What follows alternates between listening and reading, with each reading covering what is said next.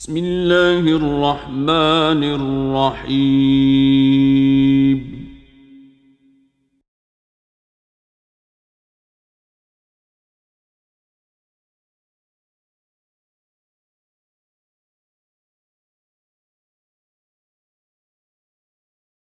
ناظرین، آج کا پروگرام معراج النبی کے حوالے سے ہے اور اسی موضوع پر مجھے کلام کرنے کا حکم صادر کیا گیا۔ محققین نے اسلام کے ہاں اس پورے سفر کو 3 حصوں میں تقسیم کیا جاتا ہے۔ اس کا پہلا حصہ جو مسجد حرام سے مسجد اقصی تک، اس کو اصطلاح میں اسراء کے نام سے یاد کیا جاتا ہے۔ دوسرا حصہ مسجد اقصی سے سدرۃ المنتہا تک، عام طور پر اس کو معراج کے نام سے یاد کیا جاتا ہے، اور سدرۃ المنتہا سے ما فوق تک، کہاں تک؟ جہاں تک رب ذوالجلال نے چاہا، اس کو محققین کے ہاں اعراج کے نام سے یاد کیا جاتا ہے۔ پہلا حصہ قرآن مجید کی سورہ بنی اسرائیل کی پہلی آیہ کریمہ میں قرآن مجید کی قطعی الثبوت اور قطعی الدلالہ آیہ کریمہ سے ثابت ہے۔ مطلقاً اس کا انکار کرنے والا شخص دائرہ اسلام سے خارج۔ مسجد اقصی سے سدرۃ المنتہا تک، اس کا اجمالی بیان قرآن مجید کی بعض آیات سے بطریق اشارۃ النص اور نبی اکرم صلی اللہ علیہ وسلم کی بہت سی احادیث جو اگرچہ اخبار احاد ہیں، لیکن اخبار احاد کی سب سے اعلیٰ قسم، جس کو اخبار مشہورہ کے نام سے یاد کیا جاتا ہے، ان سے بطریق عبارت النص ثابت ہے۔ اور تیسرا حصہ اس کا اجمال اور اس کی تفصیل قرآن مجید کی بعض آیات سے بطریق اشارت النص اور نبی اکرم صلی اللہ علیہ وسلم کی اخبار احاد سے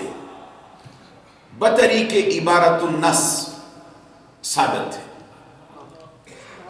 مطلق طور پر اس کا انکار کرنے والا شخص اہل سنت کے نظریات سے علیحدگی اختیار کر رہا ہے، اس لیے بد عقیدہ ہے اور راہ راست سے ہٹنے والا ہے اور گمراہ ہے۔ نبی اکرم صلی اللہ علیہ وسلم کے بہت سے صحابہ کرام، جن کے حوالے سے بعض محققین نے کہا ہے جن کی تعداد 30 کے عدد کو گھیرتی ہے، انہوں نے واقعہ معراج کی تفاصیل حضور نبی اکرم صلی اللہ علیہ وسلم سے سن کر امت محمدیہ تک بہم پہنچائی، اور بعد میں پورا 34 کا عدد صحابہ کرام رضوان اللہ تعالی علیہ مجمعین سے بیان کرتے ہوئے لکھا ہے کہ نبی اکرم صلی اللہ علیہ وسلم کے 34 صحابہ کرام نے واقعہ معراج کی تفصیل امت محمدیہ تک پہنچائی، اور ان بیان کرنے والوں میں پروانہ چراغ مصطفی، یار غار مصطفیٰ، یار مزار مصطفیٰ، مزاج شناسہ نبوت، منبع جود و سخا، حضرت ابو بکر صدیق رضی اللہ تعالی عنہ، اور ان میں محب و محبوب رسول، مرید و مراد رسول، طالب و مطلوب رسول حضرت عمر بن خطاب بھی، اور ان میں آئینہ جمال مصطفیٰ، پیکر شرم و حیا حضرت عثمان ذی النورین بھی، اور ان میں حسن و حسین کے بابا، فاطمہ کے سر کے تاج، تاجدار حلتا، مراد کل کفا حضرت علی المرتضی بھی، اور ان میں صاحب النعلین والسواک والغسل حضرت عبداللہ بن مسعود بھی، ان میں حبر الامہ سلطان المفسرین امزاد مصطفیٰ حضرت عبداللہ بن عباس بھی، ان میں حضرت عبداللہ بن عمر بھی، ان میں حضرت انس بن مالک بھی، ان میں حضرت ابو ہریرہ بھی، ان میں حضرت ابو سعید خدری بھی، ان میں حضرت ابو دردہ بھی، ان میں حضرت ابو ذر غفاری بھی، ان میں حضرت مالک بن سعصع بھی، ان میں حضرت ام ہانی بھی، ان میں حضرت بلال حبشی بھی، ان میں حضرت ام کلثوم بنت رسول بھی، ان میں ام المومنین حضرت عائشہ صدیقہ بھی، ان میں حضرت اسماء بنت ابی بکر بھی، ان میں حضرت صہیب رومی بھی، ان میں جابر بن عبداللہ انصاری بھی رضی اللہ تعالی عنہم اجمعین۔ 34 کے قریب صحابہ کرام ہیں جنہوں نے واقعہ معراج کی تفصیل امت محمدیہ کے سامنے آقا کونین صلی اللہ علیہ وسلم سے سن کر بیان کی، اور اس واقعہ معراج کی انتہا کیا ہے؟ حضور نبی اکرم صلی اللہ علیہ وسلم کے بڑے بڑے عظیم الشان معجزات میں سے حضور نبی اکرم صلی اللہ علیہ وسلم کا سب سے عظیم الشان معجزہ ہے۔ حضور نبی اکرم صلی اللہ علیہ وسلم کے جو معجزات ہیں، انگلی اٹھا کر چاند کے 2 ٹکڑے کر دینا، ڈوبے ہوئے سورج کو پلٹا کے وقت اثر پہ کھڑا کر دینا، اور اپنی انگلیوں سے پانی کے چشمے جاری کر دینا، کنکریوں کو ہاتھ میں پکڑنا اور کلمے کی آواز کا بلند ہو جانا، کھجور کے سوکھے ہوئے تنے سے ٹیک لگا کر پیچھے ہٹنا، اس سے رونے کی آواز کا بلند ہو جانا۔ حضور نبی اکرم صلی اللہ علیہ وسلم کے بڑے بڑے معجزات میں سے ایک عظیم ترین معجزہ جس میں نبی اکرم صلی اللہ علیہ وسلم کو وہ شرف عطا کیا گیا جو پوری کائنات میں نہ کسی فرد بشر کا مقدر ہے، نہ کسی ولی کو نصیب ہوا ہے، نہ کسی نبی کو نصیب ہوا ہے، نہ کسی فرشتے کو نصیب ہوا ہے، اور نہ کسی رسول کو نصیب ہوا ہے۔ پوری کائنات میں تنہ تنہا آمنہ کے لال کی ذات کو نصیب ہوا ہے، اور وہ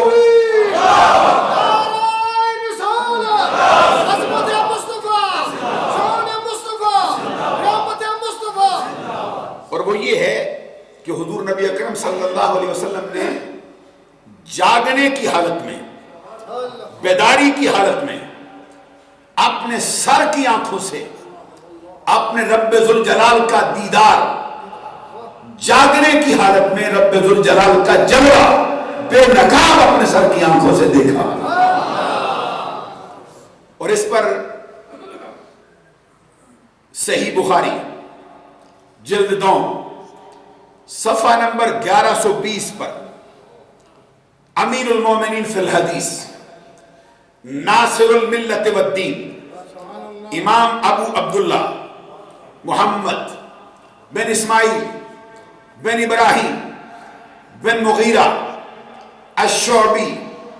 الجعفری الشافعی السنی،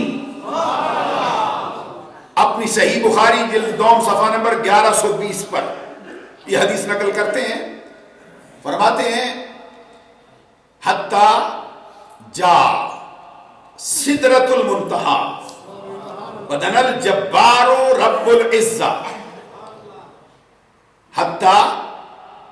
جاء سدرۃ المنتہا ودنا الجبار رب العزہ فتدلی کانا منہ قاب قوسین او ادنا. فرماتے ہیں حضور نبی اکرم صلی اللہ علیہ وسلم کے صحابہ کرام نے یہ بیان کیا کہ آقا کونین معراج کا سفر طے کرتے کرتے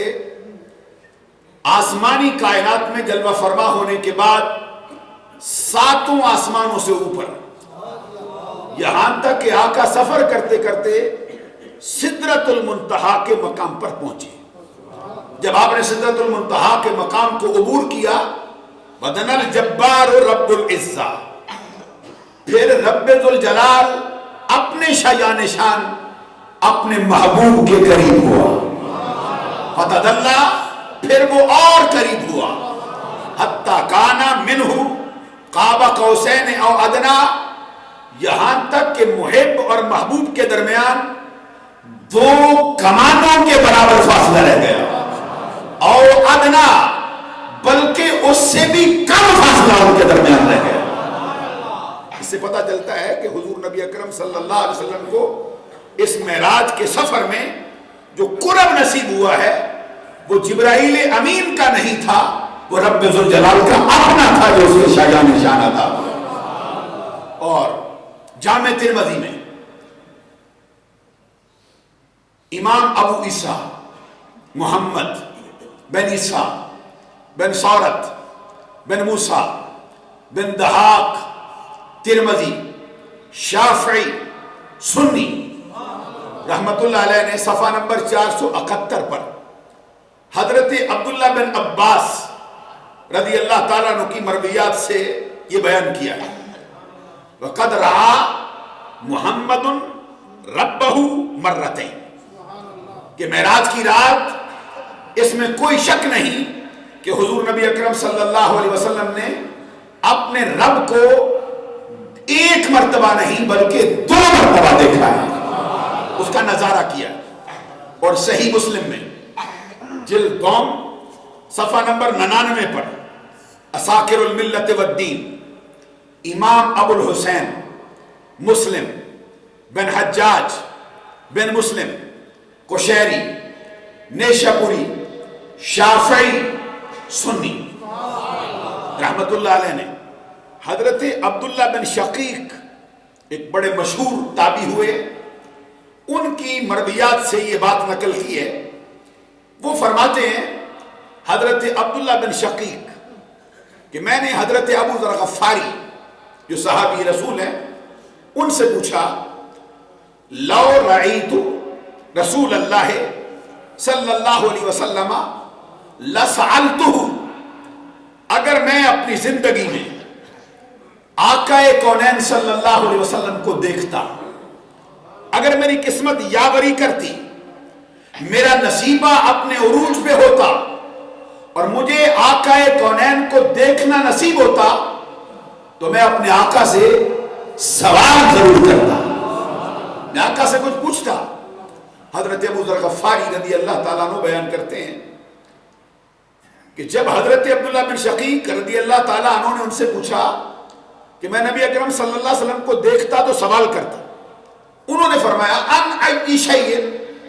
اگر تو میرے آقا کو دیکھتا تو کیا پوچھتا، کس بارے میں سوال کرتا؟ اس کے جواب میں عبداللہ بن شقیق کہتے میں آقا کونین کو اگر دیکھتا، ان کی زیارت سے مشرف ہوتا تو پھر میں ان سے کہتا حل رأیتا ربک، آقا یہ بتائیے آپ نے معراج کی رات اپنے رب کو دیکھا؟ سبحان اللہ کہتے ہیں آپ نے معراج کی رات اپنے رب کو دیکھا؟ اس کے جواب میں حضرت ابو ذر غفاری کہتے فرماتے تو خواہش کرتا ہے، اگر دیکھتا تو پوچھتا. کہتے سن ہم نے آقا کونین کو دیکھا بھی ہے، سرکار کی صحبت میں بیٹھے بھی ہیں اور اپنے آقا سے سوال پوچھا بھی.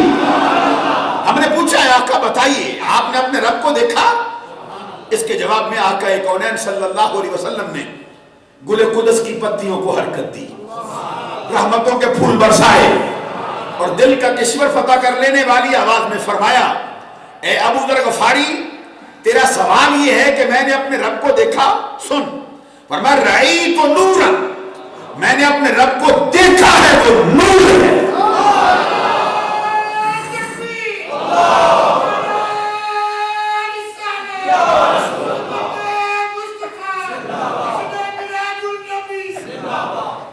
اور اسی سے ملتی جلتی ایک حدیث ہے، حضرت عبداللہ بن عباس جو نبی اکرم صلی اللہ علیہ وسلم کے چچا زاد بھائی، جن کو آقا کونین صلی اللہ علیہ وسلم نے ایک مرتبہ نہیں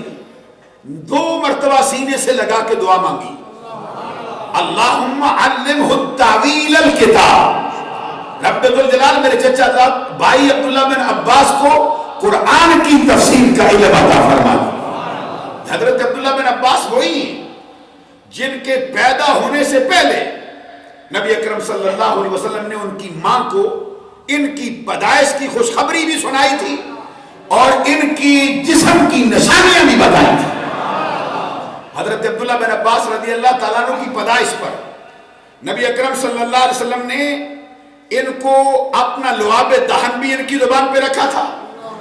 اور ان کا نام بھی عبداللہ سرکار نے ہی تجویز فرمایا تھا، اور ان کی ماں کو کنیت بھی ام عبداللہ کی سرکار نے ہی عطا فرمائی، اور اس کے بارے میں فرمایا تھا اے میری چچی اس کو لے جا، یہ بچہ بادشاہوں کا باپ بننے والا ہے۔ حضرت عبداللہ بن عباس رضی اللہ تعالیٰ عنہ وہ ہے جن کو نبی اکرم صلی اللہ علیہ وسلم بچپن کی حالت میں وضو بھی خود سکھاتے تھے اور تہجد کی نماز میں چارپائی سے اٹھا کر اپنے ساتھ بھی کھولی کھڑا کیا کرتے تھے۔ حضرت عبداللہ بن عباس رضی اللہ تعالیٰ عنہ کی ملاقات میدان عرفات میں صحابی رسول حضرت ابی بن کعب سے ہوئی۔ حضرت ابی بن کعب سے جو بڑے مشہور صحابی جن کی عظمتوں کا حال یہ ہے کہ بعض اوقات حضرت فاروق اعظم بھی ان سے سوال کرتے تھے۔ اللہ تبارک سے کہہ دو سبحان اللہ۔ حضرت فاروق اعظم رضی اللہ تعالیٰ عنہ بھی بعض اوقات ان سے سوال پوچھتے تھے۔ اس کا یہ معنی نہیں کہ حضرت ابی بن کعب کا مرتبہ ان سے بڑا ہے۔ حضرت عمر کو رب نے وہ مرتبہ دیا ہے جہاں پہ نبوت اور رسالت کے بعد جا کے درجے آپ ہی ختم ہو جاتے۔ حضرت عمر رضی اللہ تعالیٰ عنہ کے بارے میں تو خود نبی اکرم صلی اللہ علیہ وسلم کا فرمان ہے، کنز العمال جلد نمبر 11 صفحہ نمبر 561 پر آقا کونین صلی اللہ علیہ وسلم نے فرمایا ابو بکر و عمر خیر من الاولین و خیر من الآخرین و خیر من اہل السماوات و خیر من اہل الارضین الا النبیین والمرسلین۔ جھوم کے ذرا سبحان اللہ تعالیٰ۔ آقا کونین صلی اللہ علیہ وسلم کی اس حدیث کا معنی یہ حضور فرماتے ابو بکر و عمر پہلوں سے بھی افضل، ابو بکر و عمر بعد والوں سے بھی افضل، ابو بکر و عمر آسمان والوں سے بھی افضل۔ آسمانی کائنات کے جو آسمان پر بسنے والی جو مخلوق ہے اس کے بارے میں قرآن کہتے ہیں لا یعصون اللہ ما امرہم ویفعلون ما یؤمرون۔ کوئی فرشتہ اللہ کی نافرمانی نہیں کرتا، ہر فرشتہ وہ کرتا ہے جس کا حکم اس کو لا دیا ہے۔ وہ مخلوق جس کے ہاں عیب نہیں، جس کے ہاں حسد نہیں، جن کے ہاں بغض نہیں، جن کے ہاں کینہ نہیں، جن کے ہاں جھوٹ نہیں، جن کے ہاں بھولنے کا مسئلہ نہیں، آقا کونین فرماتے میرے ابو بکر و عمر پہلوں سے بھی افضل، بعد والوں سے بھی افضل، آسمان والوں سے بھی افضل، زمین والوں سے بھی افضل، مگر نبیوں اور رسولوں کے بعد۔ یہاں سے کوئی یہ نہ سمجھے کہ حضرت جبرائیل امین سے بھی معاذ اللہ افضل ہو گئے۔ حضرت جبرائیل امین رسول ہیں تو یہ نبی اکرم صلی اللہ علیہ وسلم نے قید لگائی الا النبیین والمرسلین، ان کے یہ درجے نبیوں اور رسولوں کے بعد۔ اور کنز العمال جلد نمبر 11 کے اندر ہی صفحہ نمبر 529 پر ایک مشہور حدیث ہے جس میں نبی اکرم صلی اللہ علیہ وسلم نے فرمایا واللہ ما ولد فی الاسلام مولود ازکا ولا اطہر ولا افضل من نبی بکر و عمر۔ حدیث سن کر سبحان اللہ نہ کہنا، یہ کوئی اچھی عادات میں سے عادت نہیں. اور حدیث کی طرف توجہ نہ کرنا، یا حدیث سن کے اپنا چہرہ بگاڑ لینا، یا حدیث سن کے اپنا سینہ تنگ کر لینا، یہ اہل ایمان کی علامت نہیں. اللہ نواز سبحان اللہ. میں ایک مرتبہ پھر حدیث پڑھتا ہوں، سنیے. کنز العمال جلد نمبر 11 صفحہ نمبر 529. راوی حضرت ابو ہریرہ، آقا کونین صلی اللہ علیہ وسلم نے فرمایا واللہ ما ولد فی الاسلام مولود ازکا ولا اطہر ولا افضل من نبی بکر و عمر. حضور نبی اکرم صلی اللہ علیہ وسلم فرماتے اللہ کی قسم، اسلام کے دامن میں آج تک کوئی بچہ ایسا پیدا نہیں ہوا جو ابو بکر و عمر سے ازکا ہو، اطہر ہو، افضل ہو. پوری امت محمدیہ میں پیدائش کے اعتبار سے ہی ابو بکر و عمر افضل بھی ہیں، پاکیزہ بھی ہیں، طاہر بھی ہیں.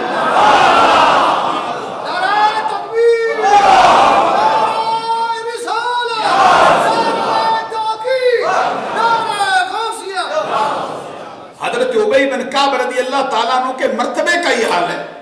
کہ بعض اوقات حضرت عمر بھی پوچھتے تھے ابی بن کعب بتاؤ یہ مسئلہ کیسے ہے. حضرت عبداللہ بن عباس رضی اللہ تعالیٰ عنہ کی ملاقات میدان عرفات میں حضرت ابی بن کعب سے ہوئی. انہوں نے پوچھا اے صحابی رسول بتاؤ کیا ہمارے آقا نے اپنے سر کی آنکھ سے رب کو دیکھا؟ اس کے جواب میں حضرت ابی بن کعب نے زوردار تکبیر کا نعرہ بلند کر دیا، بلند آواز سے اللہ اکبر کہا. اور حدیث میں ہے کہ ان کے اللہ اکبر کہنے کی گونج اتنی تھی کہ ان کی اس نعرے کی وجہ سے پہاڑ بھی گونج اٹھے اور وہ حضرت عبداللہ بن عباس کی بات کو ٹال گئے. اس کے جواب میں حضرت عبداللہ بن عباس نے کہا مجھے نہ ٹالیے، میں کوئی عام بندہ نہیں ہوں، آنا بنو ہاشم. میں اس بات کو سمجھ سکتا ہوں، رب نے مجھے صلاحیت دی، میں خاندان بنو ہاشم سے تعلق رکھتا ہوں، آقا کونین کے خاندان کا بندہ. اس لیے مجھے نہ ڈالیے، مجھے بتائیے معراج کی رات سرکار نے رب کو دیکھا یا نہ دیکھا؟ اس کے جواب میں حضرت ابی بن کعب نے جب ان کا اصرار دیکھا تو فرمایا، کہتے ان اللہ قسم بین محمد و موسیٰ رؤیتہ و کلامہ وَكَلَامَهُ مُوسَى مَرَّتَيْنِ وَرَآهُ مُحَمَّدٌ